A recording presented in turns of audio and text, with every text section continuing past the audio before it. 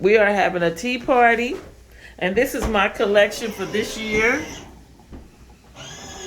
We're going Southwestern. Last year we went Elegance. This is just the beginning. Remember, the beginning of the table. I always like to set my table ahead of time so you can get a glimpse of what we have. And remember, a tea party just isn't tea and crumpets. We are having a Southwestern theme. So we having Southwestern food. I hope you bring your appetites, ladies, because we are going to have a tea party out of this world. We usually have one every year, but last year with COVID, we couldn't have one. So ladies, get your appetites ready. And this is the beginning of the tea party.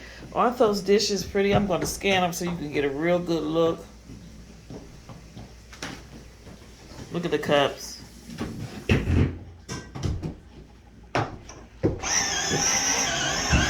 And I picked this thing because you see my house, my dining room is red. And last year I had red tea roses.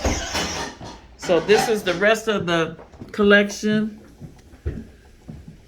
And I'll have all those pieces time my tea party. And I'll send you the final product. Thank you.